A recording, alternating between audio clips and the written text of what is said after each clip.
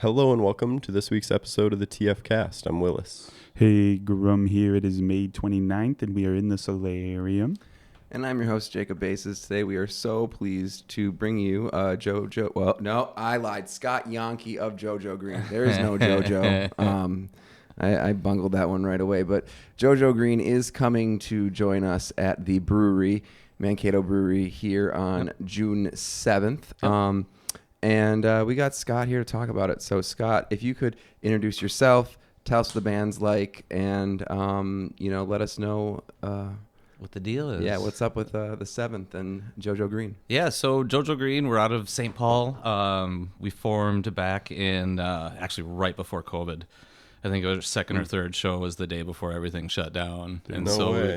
We ended up recording our first album with like 7 different studios over COVID, which was just a crazy, I was the only one that saw everybody because I was engineering it. But we're a kind of a funk band.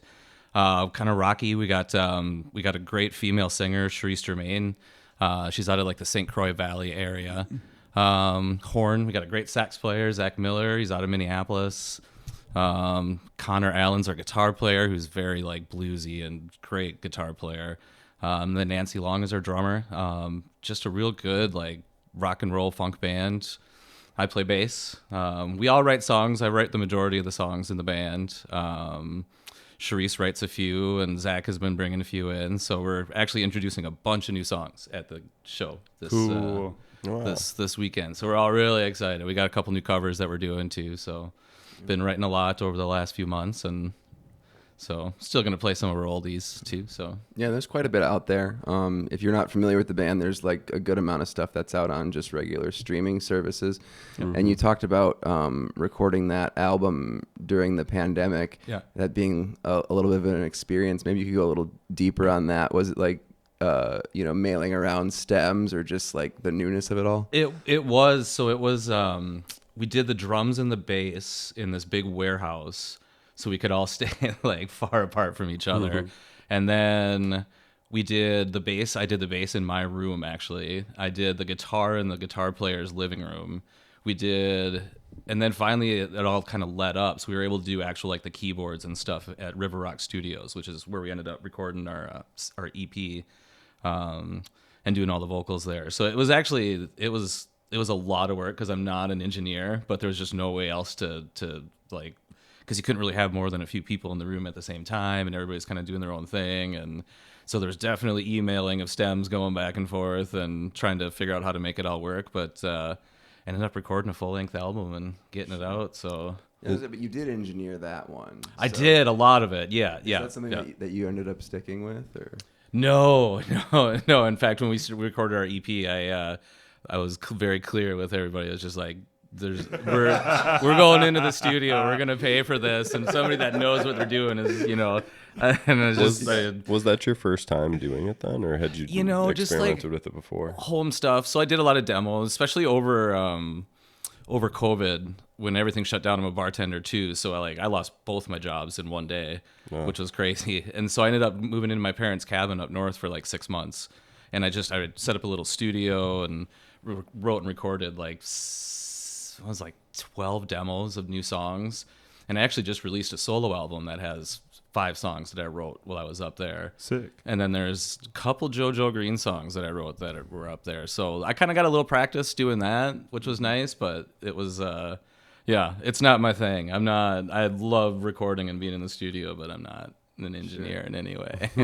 So, but it worked out okay. I mean, I think coming out of COVID, a lot of bands, you came out one of two ways. Is either you stayed as relevant as you possibly could during COVID and, doing live streams and doing whatever you could just to keep your name out there, or you could just take the time off and fold. And, I felt like us just staying relevant and doing whatever we could to stay out there. When we came out of COVID, I think that helped us out a lot. Like, people were like, oh man, these guys were like working really hard. There was a few bands that like actually succeeded during I was COVID. mid-tour.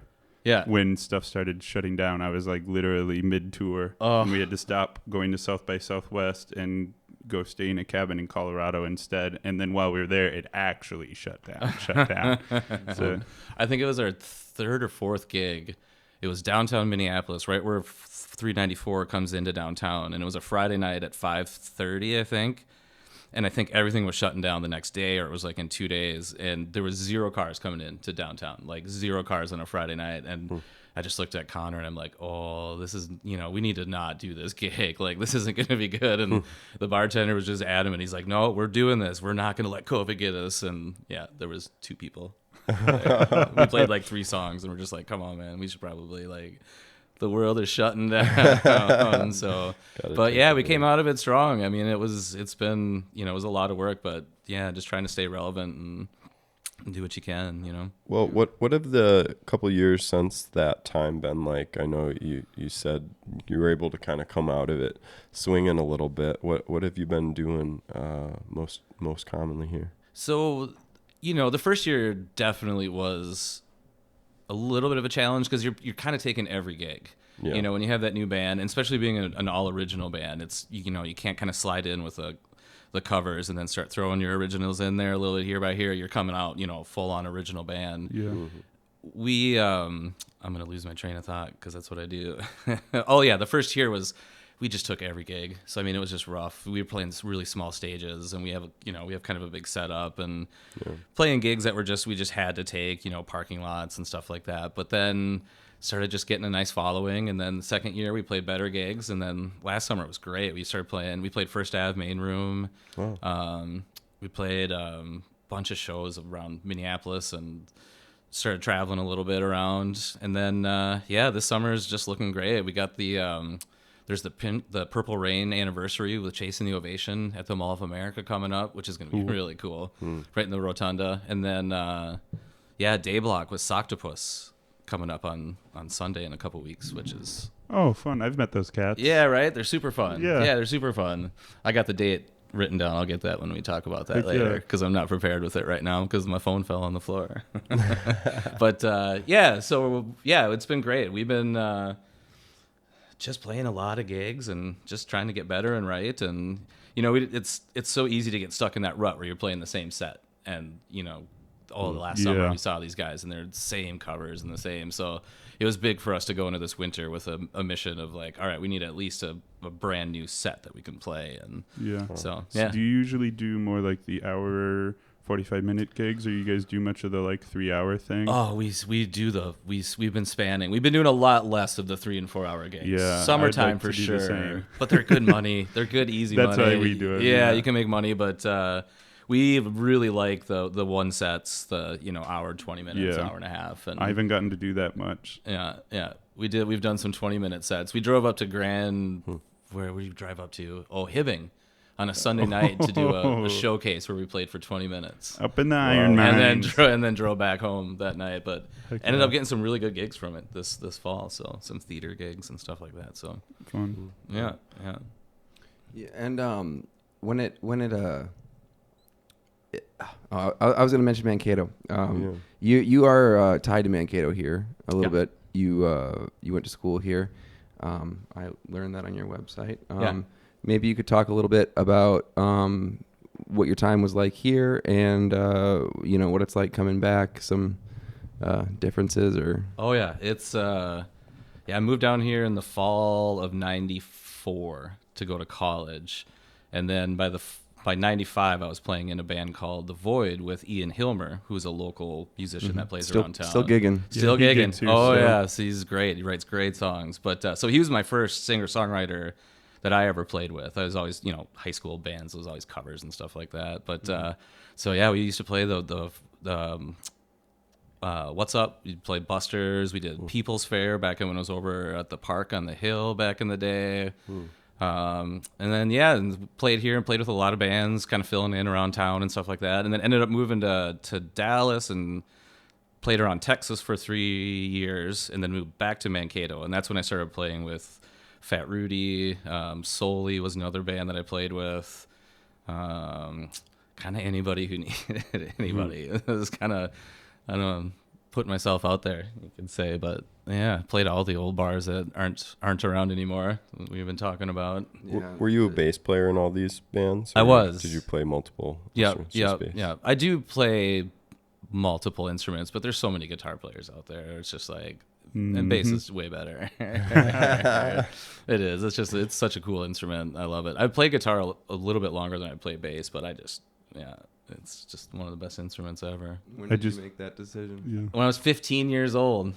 I actually just started. I used to go watch a band in Minneapolis called Mango Jam when I was in high school, and their bass player was one of the first guys that was like, "Oh, okay, I can." I used to go see him like in 1982 when I first started playing bass, and I was like, "Oh, I can see like you can do more, just like rooting, and you can kind of play more." And I actually have become friends with him lately, and I finally confessed to him. I'm like, "So you're one of the first guys that I used to watch when I was younger."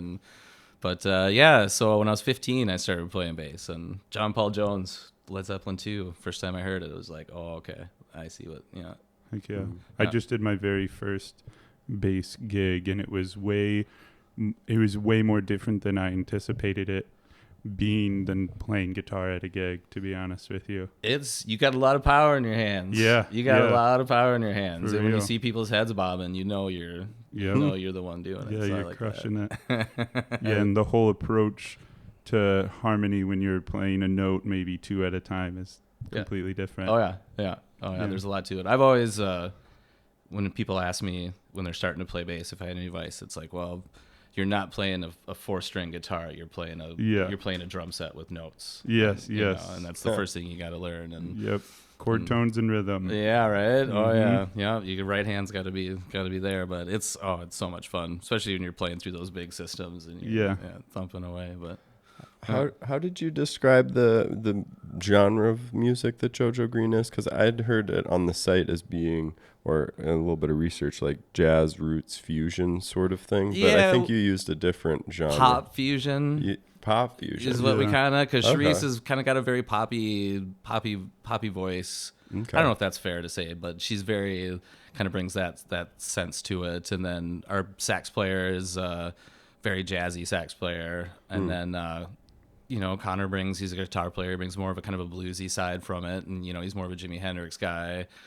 And then Nancy's just been gigging from the 70s and just playing in every cover band and all different kinds from country to swing to everything. So she just, like, as a drummer, having that versatility as a songwriter is really cool, and you can just bring basically whatever. She's so fun to watch too. I Before you know, get to your right? questions, I watched her like so much during your set. She's great. Oh yeah. How did y'all collide?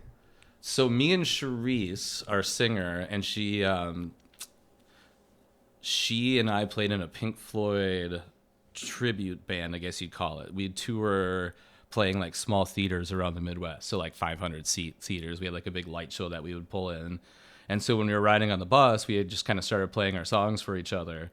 And then that band broke up, and me and her just started doing our thing. Yeah, started working together and went through a bunch of different musicians before we landed on what we have. And in fact, the first album, The Line, and the Summer Tree, the EP, Anna Doby plays sax. She's our original sax player. And then Zach kind of played a little bit on our EP, but we've been in the studio this spring. We got a new single coming out, and we're going to release a single kind of once a month here for the next, hopefully, 6 months. So Cool. Do you got one in June?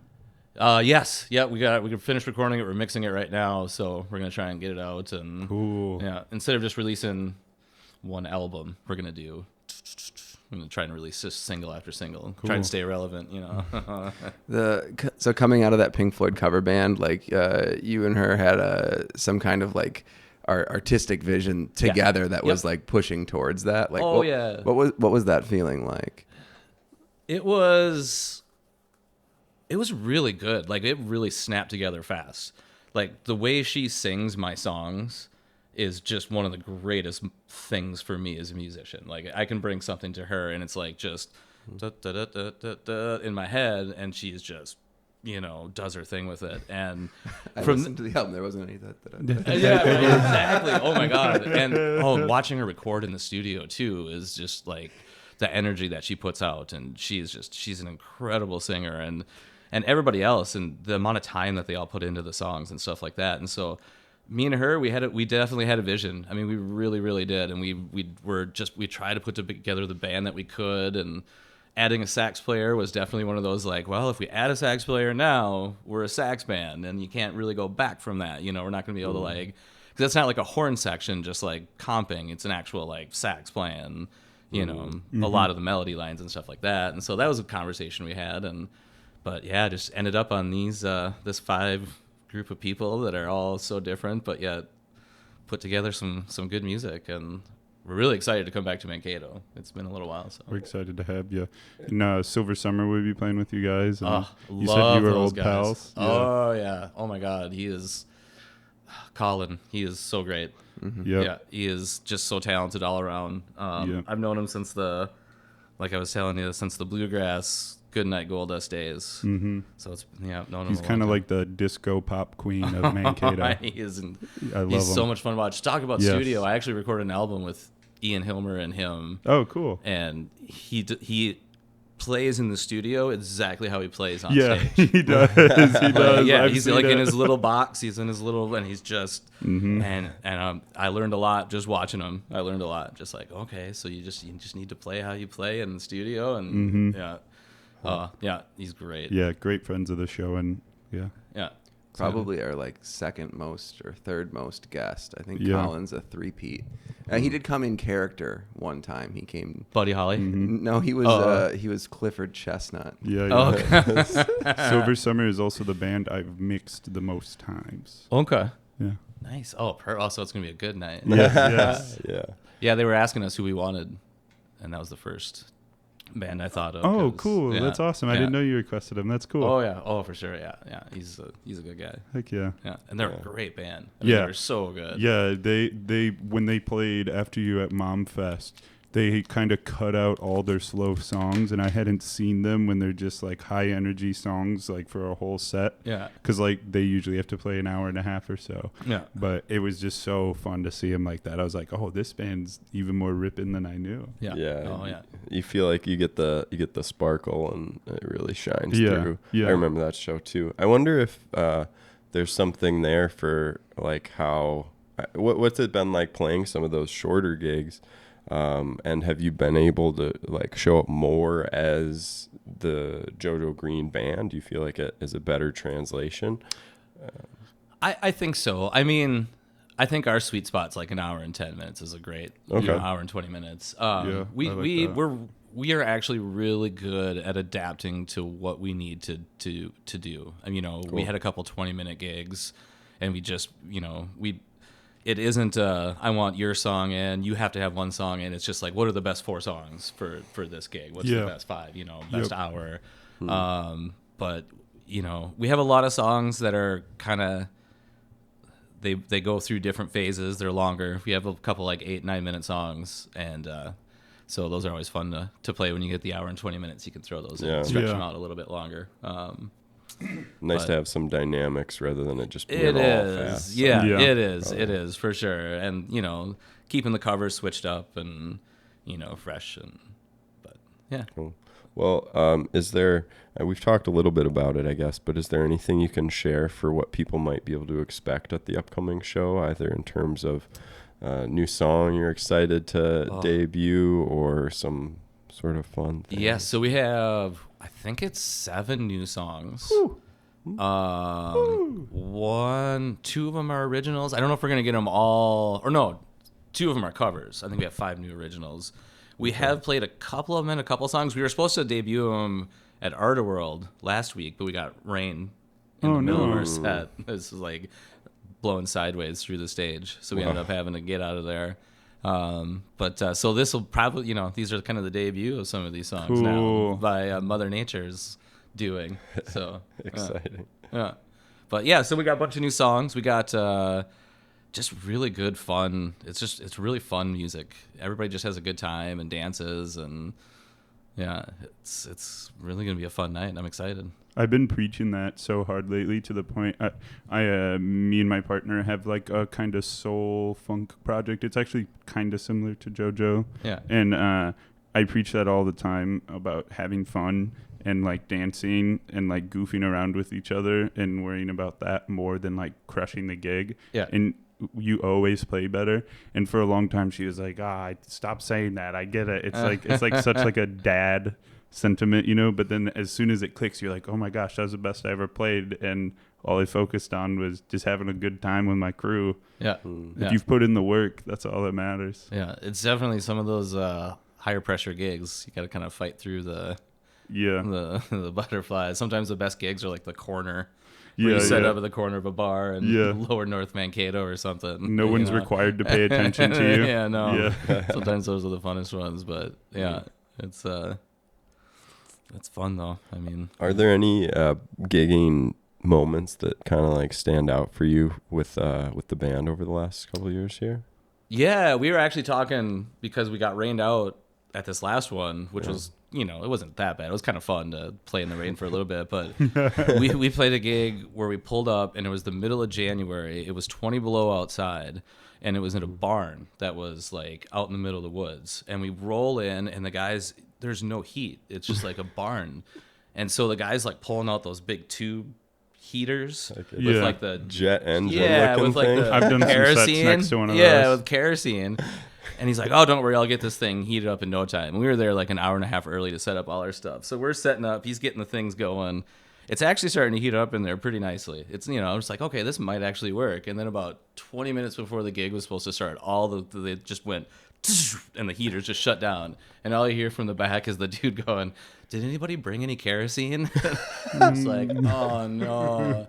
So by the time we got into like our third song, it was like 20 below in the thing. And we just looked at the crowd and we're like, oh, you guys don't really want to listen to us right now, do you? Like, they were all so cold. And then, so we stopped after like 4 or 5 songs. Everybody was super happy and it was, you know, a story to tell. And then I think it was that summer, we played Blues on the Chippewa and it was 107 degrees outside. And literally standing in puddles of sweat, and it was bad. Yeah, that one was the exact opposite. So yeah, we've definitely had a few interesting ones. All weather band project. Is that the... Right. Thankfully, the Mankato Brewery has climate controls just down. Yes, no worries. It's not gonna be 20 below in there. I can promise you that. Yeah, Mhm. and They gotta have that humidity just right in there. Yeah, no rain. It's gonna be perfect. Awesome. But those are probably the two that I can think of, other than the empty gig right before COVID, which is kind of disheartening when it's your third gig or fourth gig. You mentioned too that you'd already had the chance to play at like First Ave and some other places. Mm-hmm. Are there any venues or festivals or anything like that you're really kind of looking towards, or that either you have booked for this year or that you're excited about maybe booking sometime? We are doing the Harriet Island Band Shell. They do the series. They do the summer series where it's like every Wednesday night. And I'm going to find the date because I should have that. It's the Wednesday the 10th. I just want to make sure I got it right. And that's, you get a really nice big crowd then. And then the Purple Rain anniversary at the Mall of America. We're doing that with Chase and the Ovation, they're amazing. Snowman sax player that plays with them is a friend of mine that I play with in other bands in Minneapolis, and Are they playing? I think they might be on the Minnesota Original Music lineup this year. Oh, maybe they're okay. Well, no, because they're a full Prince cover band. Oh, okay. Yeah. Who am I? I must be thinking of someone else. Yeah. They're really good. They play a lot of big shows, but so that'd be fun. I mean, that Rotunda it's the Mall of America, but it's a nice. And then I was saying we're playing with Soctopus coming up too. At Day Block Brewery, and that's like in a couple weeks on the 23rd. It's a Sunday evening, so yeah.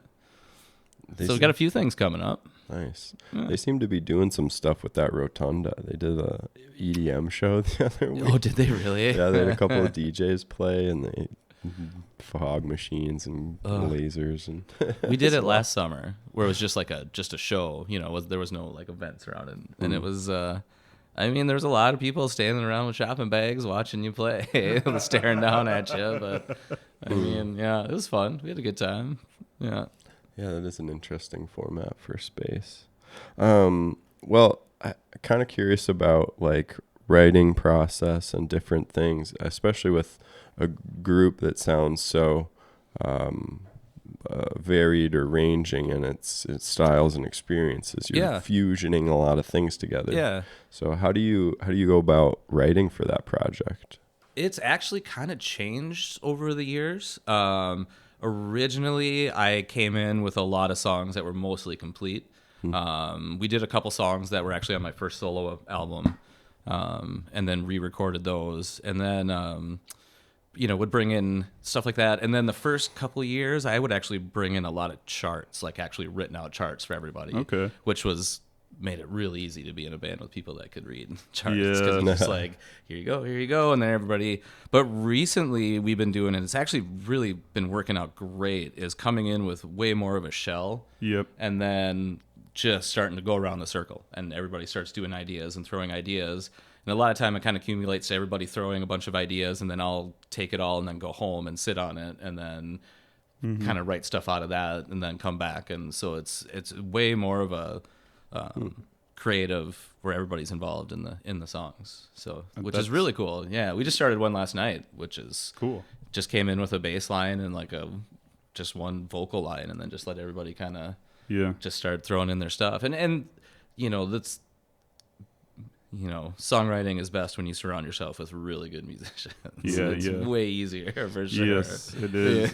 We do the classic, like, just throw a Zoom room recorder on, like, all the time, just in case we find some sweet morsel. Yeah. And I play in a jam band called Twine up in the cities. Oh, cool. So it's a lot more like, so actually this new one I brought to JoJo Green last night kind of came to my head during a jam that I was doing with that band. Yeah. I was like, this could be cool for like a funk band. And so I tried to remember it as best I could. I don't think I got close, but but awesome. Man, they're all just, our guitar player, just as an arranger, and like just comes up with great alternatives for like chord progressions and stuff that just makes everything so much more exciting and interesting. And our sax player Zach is really great at coming up with horn parts, and it's super fun. And of course Nancy, I mean, what can you say? She just holds it down. She does. She's great. She's awesome. What is a shell?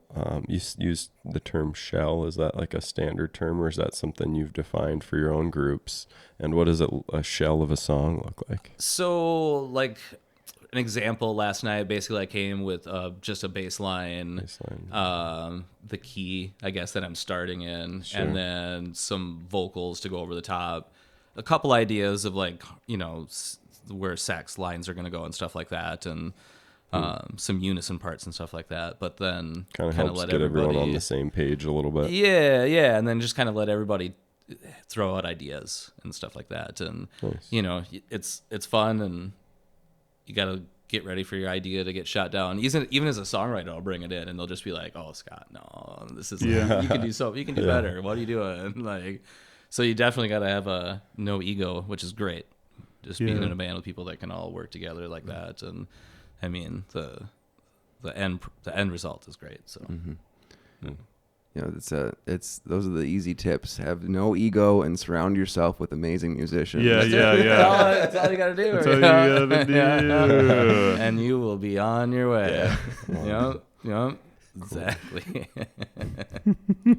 Well, we're super excited to host you at the brewery, and excited for the show. I know you mentioned there were a couple other shows too. Did you find dates on those, or one of them you threw out was the 10th?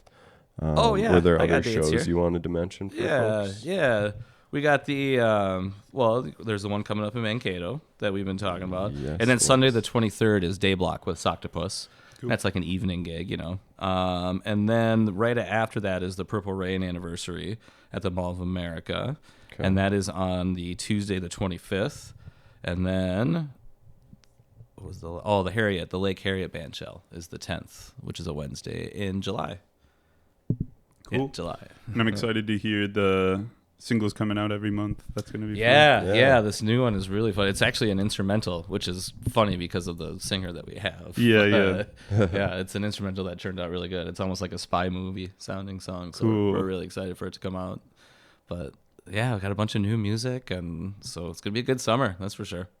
Well, is there anything else that Mankato crew should know about JoJo Green, you, your projects, anything else you'd like to share?